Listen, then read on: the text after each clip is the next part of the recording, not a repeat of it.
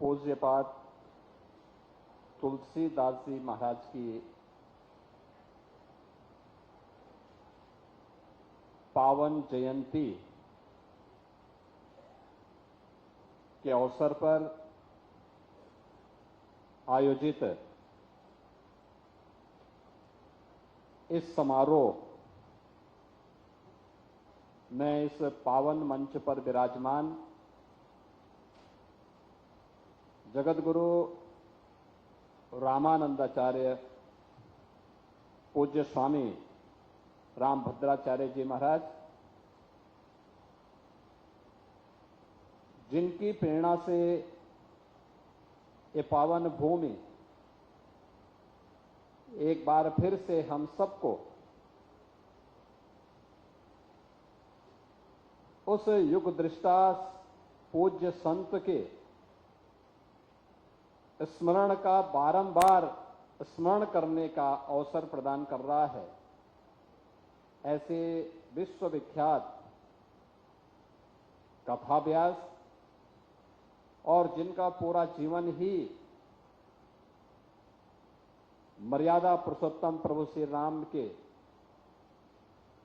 उन मर्यादाओं के साथ बंद करके उनके भजन, उनके कीर्तन और उनके गायन के लिए समर्पित है, ऐसे पूज्य मुरारी बापू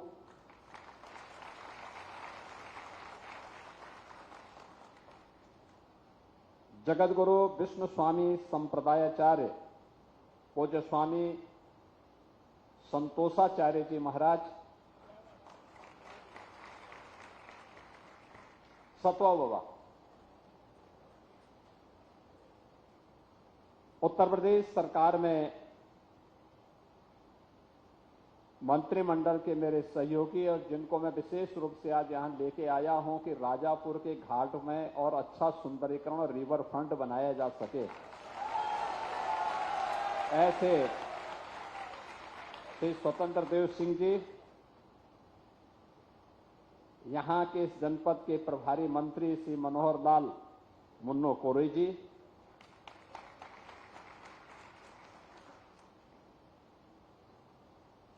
तुलसी जयंती के अवसर पर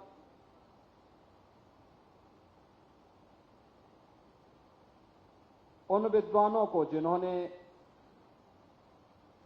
इस क्षेत्र में विशिष्ट योगदान दिया है, ऐसे यहां पर मंच पर विराजमान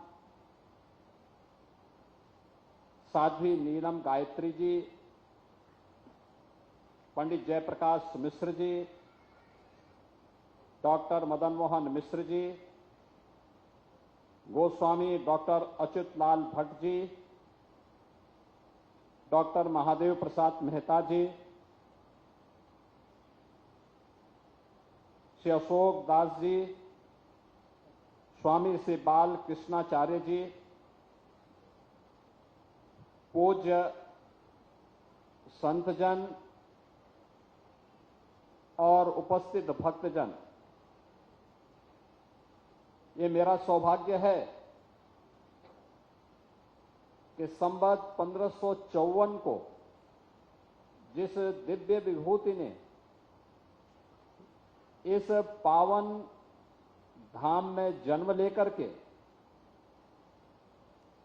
सनातन धर्म के माध्यम से उस कालखंड में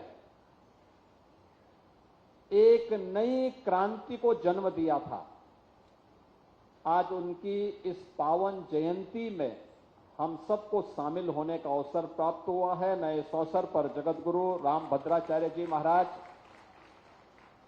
और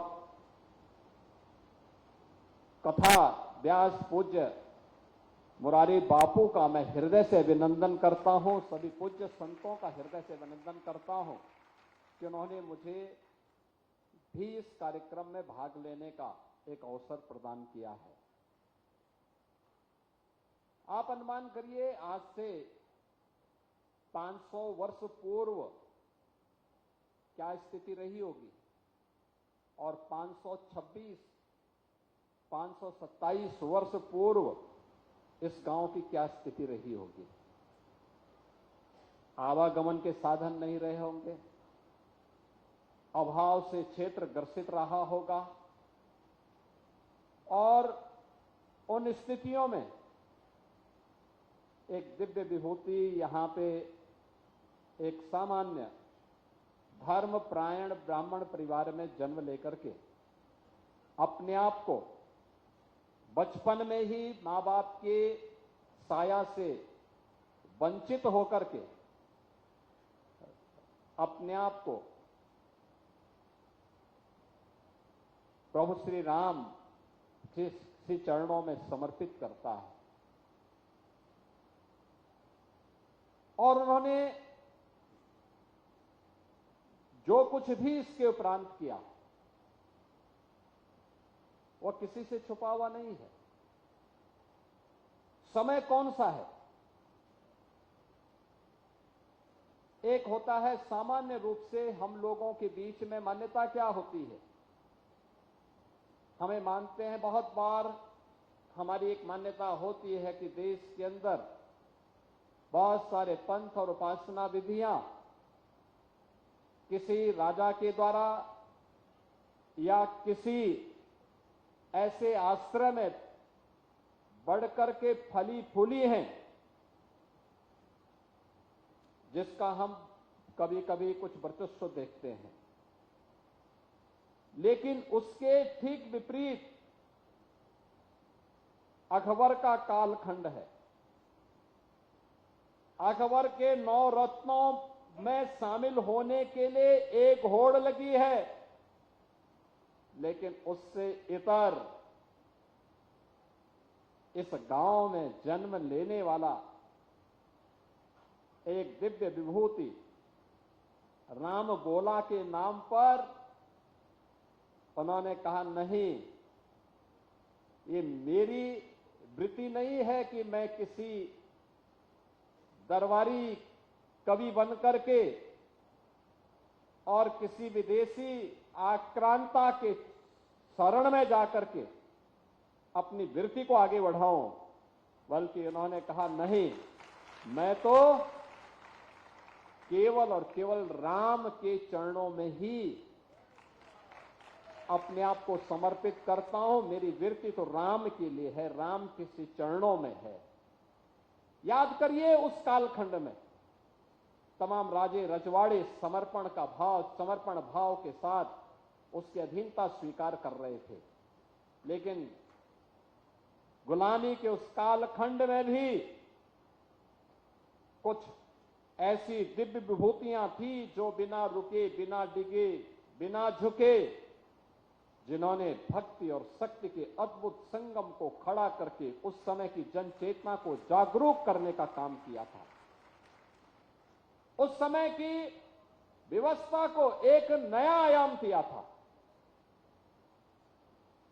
कौन नहीं जानता है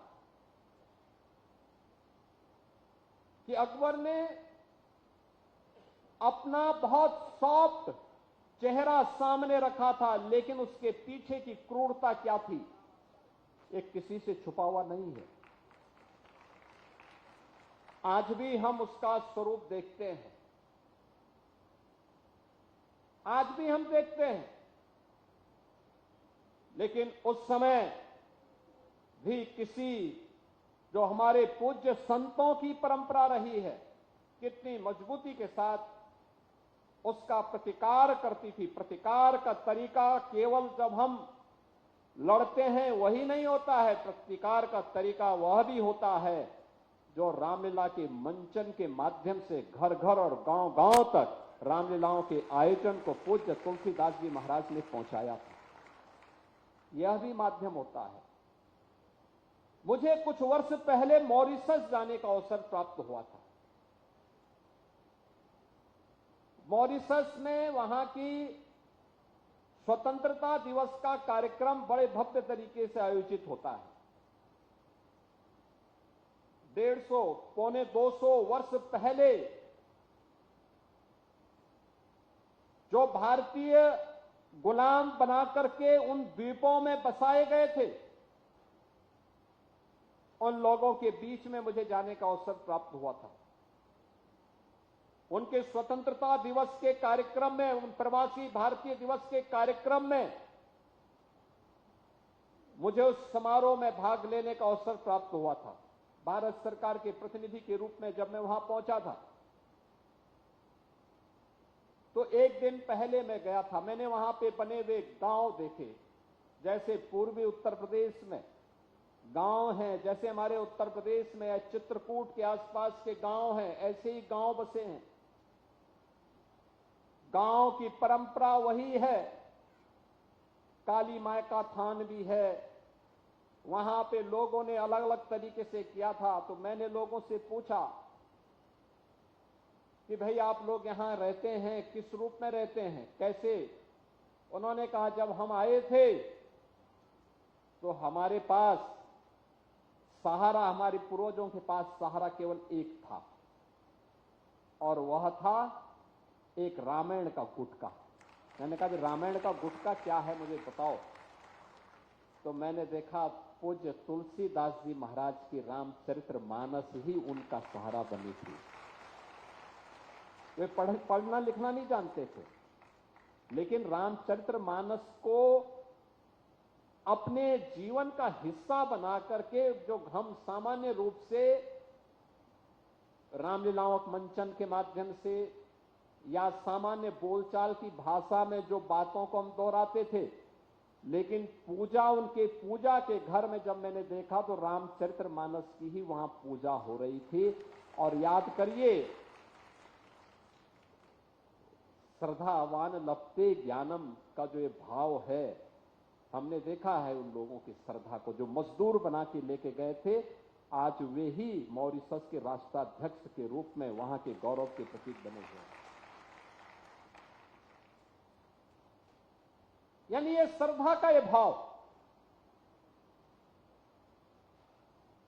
और ये तो चित्रकूट की धरती का सौभाग्य है। तो जब हम यहां की बात करते हैं चित्रकूट के बारे में, ये चित्रकूट का सौभाग्य है।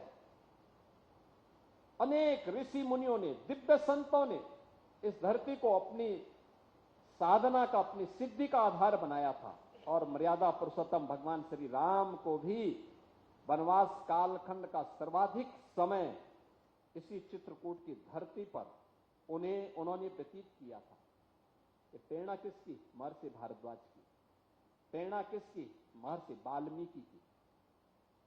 चित्रकूट को तो सौभाग्य प्राप्त होता है, आदि महाकाव्य के रूप में जिस रामायण को दुनिया स्वीकार करती, उसके महत्व को स्वीकार करती है, उस रामायण ग्रंथ की रचना का आधार भी यही चित्रकूट बनता है। और रामचरितमानस के रचना का आधार भी यही चित्रकूट की धरती बनती है। चित्रकूट की धरती के बारे में जो बात कही गई है कि चित्रकूट महिमान्वित कहीं महामुनि गाय, ये चित्रकूट है। और चित्रकूट में राजापुर में एक तरफ लालापुर, दूसरी तरफ राजापुर, ये दोनों ओर हम सब किस रूप में इस पूरे अभियान के साथ जुड़े हुए हैं। और कब नहीं हुआ, यहां पे कौन कहता है कि भगवान राम दर्शन नहीं देते? जो इन पूज्य संतों की वाणी में दिव्यता है, जो तेज है, ये प्रभु की ही सिद्धि है, यही सिद्धि है।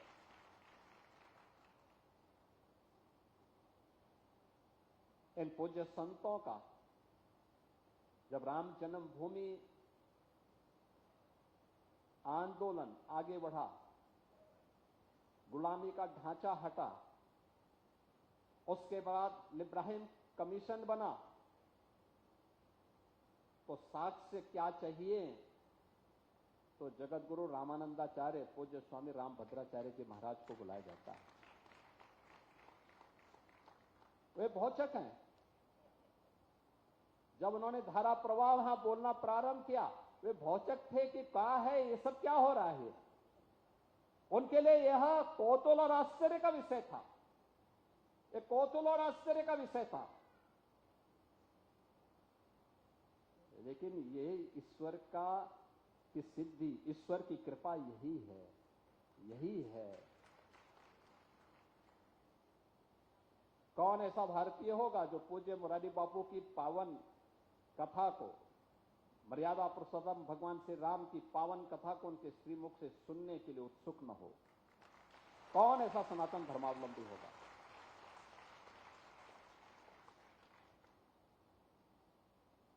हर व्यक्ति के मन में लालसा होती है, और मैं तो उनका अभिनंदन करूंगा कि उनके द्वारा जो ये अभियान चल रहा है संत तुलसीदास जी की स्मृति को जीवंत बनाए रखने के लिए। राजापुर भी एक विभूति को जन्म देकर के अमर हो गया। अभी मैं आया हूं संत तुलसीदास जी के मंदिर में दर्शन करके। उनके द्वारा जो रामचरितमानस की रचना हुई थी, उन सभी रामचरितमानस की उन पंक्तियों का दिव्य विभूति के हाथों से लिखी गई उन पंक्तियों को अपनी आंखों से मैंने देखा है। बहनों और भाइयों, इसी को प्रधानमंत्री जी कहते हैं विरासत। और यही विरासत जब विकास के साथ आगे बढ़ता है तो भावी जीवन को एक नए उत्साह और उमंग के साथ जोड़ने की एक नई प्रेरणा भी हम सबको प्राप्त होती है। हम सबको इस बारे में याद रखना होगा कि प्रेरणा किसी एक संत ने दी, हम उसे अंगीकार हम कर सकते हैं। हम भी अपने स्तर पर अपने पूर्वजों की अपनी विरासत के लिए, उसके संरक्षण के लिए इस प्रकार के कार्यक्रम को आगे बढ़ा सकते हैं। दूसरा होगा, जिसके मन में जो भाव होगा वह उसी प्रकार की बात करेगा। अनावश्यक रूप से पूज्य संतों को विवादित करने का प्रयास होता है, अनावश्यक रूप से, क्योंकि जिनका पूरा जीवन ही विवादित है वे पूज्य संतों को भी विवादित करने का प्रयास करते हैं।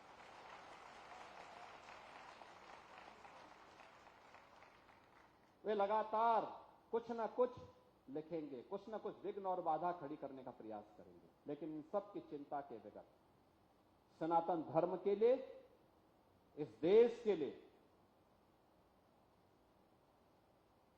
भारत की एक समृद्ध विरासत के संरक्षण के लिए हम सबको मिलकर के कार्य करना होगा, मिलकर के काम करना होगा।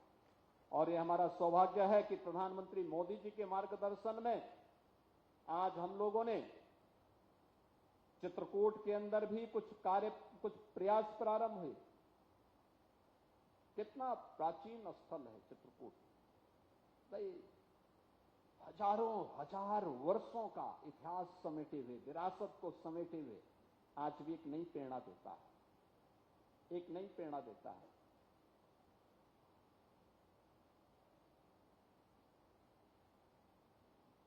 आज भी चित्रकूट की ये महिमा देश और दुनिया उसी रूप में लेती है। विकास के साथ जोड़ने का काम सरकार का है, सरकार उस कार्यक्रम के साथ जुड़ती है, उस अभियान को आगे बढ़ाने का काम करती है।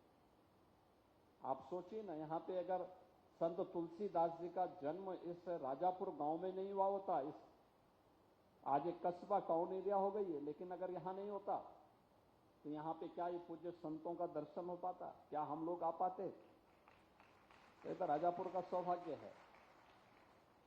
इसको आगे बढ़ाने के लिए हम सब भी प्राणपण से जुटे हैं। मैं देख रहा था कितना उत्साह लोगों के बीच में, पूरा कस्बा सड़कों पर है, उत्साह और उमंग का एक नया माहौल है।